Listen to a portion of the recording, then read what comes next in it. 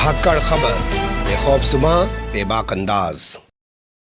प्रधानमंत्री पिछले 8 साल से अपने ही शब्दों के शिकार होते चले जा रहे हैं और बहुत थके हुए सुनाई देते हैं। अब उनकी बातें थकी हुई सुनाई देती हैं, उनके शब्द थके हुए, कोई भाव नहीं है, कोई दिल में जज्बा नहीं है, कोई जुनून नहीं है, क्योंकि जो जो उन्होंने वादे किए थे अब मुझे लगता है वो उन्हें खुद को सताते होंगे।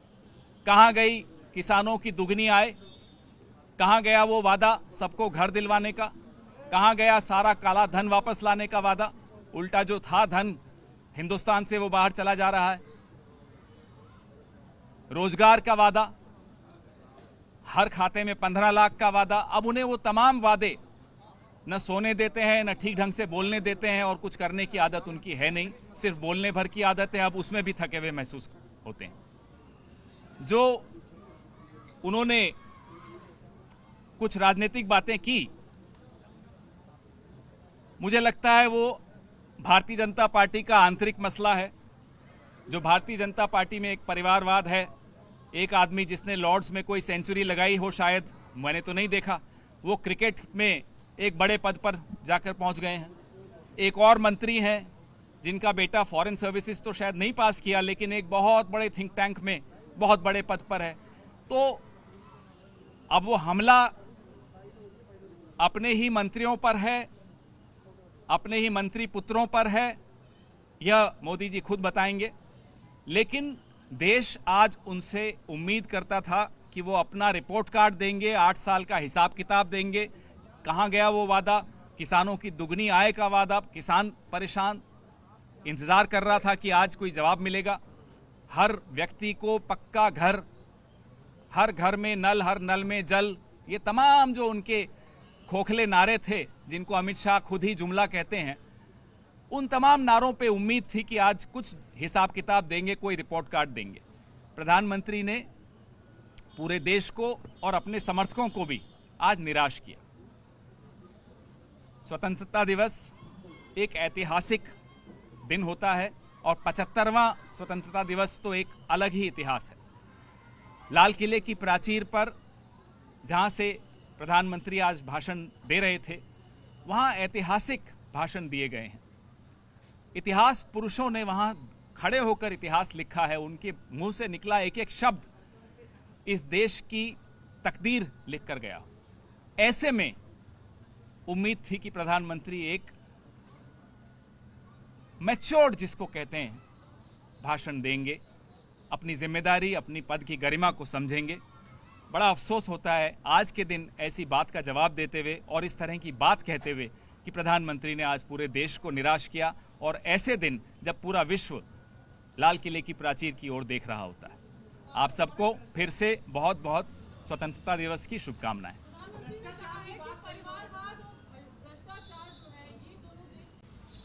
जैसा मैंने आपको कहा, यह आंतरिक हमला उन्होंने अपने ही मंत्रियों पर किया। हो सकता है वो गृह मंत्री पर हमला हो, जिनका पुत्र पता नहीं कैसे क्रिकेट का इतने बड़ी बॉडी का प्रमुख बन गया है, या यह हमला अपने विदेश मंत्री के पुत्र पर है, या यह हमला अपने सिविल एविएशन मंत्री पर है, या यह हमला अपने रक्षा मंत्री के पुत्र पर है। हमें नहीं मालूम यह हमला किस पर है।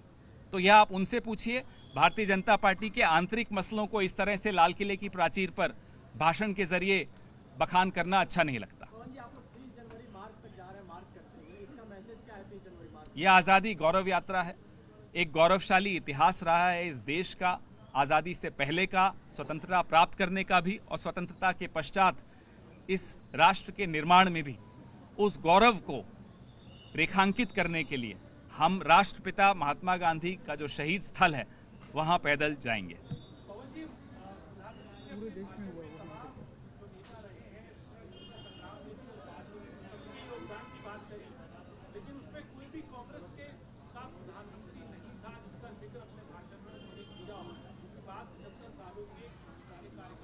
देखिए, हर व्यक्ति अपने बौनेपन के सामने मजबूर हो जाता है। अब इसमें मैं बार बार टीका टिप्पणी करूं प्रधानमंत्री पर, वो भी आज के दिन, वो मुझको भी शोभा नहीं देता।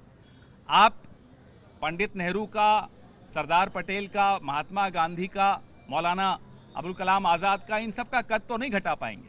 अपना बढ़ाने की चेष्टा कीजिए, वो आप करना नहीं चाहते, तो ऐसे में हम क्या टिप्पणी करेंगे।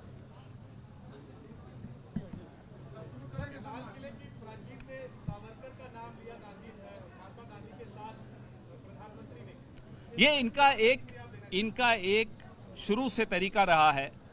इतिहास में किसका क्या योगदान है वो सबको सर्वविदित है, लेकिन व्हाइट वॉश कैसे करें इतिहास को, तो प्रधानमंत्री खुद आकर, आपने तो देखा प्रधानमंत्री की अपील के बावजूद और कांग्रेस पार्टी के प्रेशर के बावजूद कितने दिन लग गए आरएसएस को तिरंगा अपने प्रोफाइल पे लगाने। मोहन भागवत जी को कितने दिन लग गए, परसों जाकर तिरंगा लगाया। तो ये अपनी आदत से मजबूर हैं, इनका कोई इतिहास में योगदान रहा नहीं है, स्वतंत्रता के इतिहास में, और यह बात ये बखूबी जानते हैं। तो अब वो व्हाइट वॉश करते रहें कितना ही, उससे क्या फर्क पड़ता है। जो हो चुका उसको तो बदल नहीं सकते, अब कुछ कर सकते तो करिए, वो कर नहीं रहे।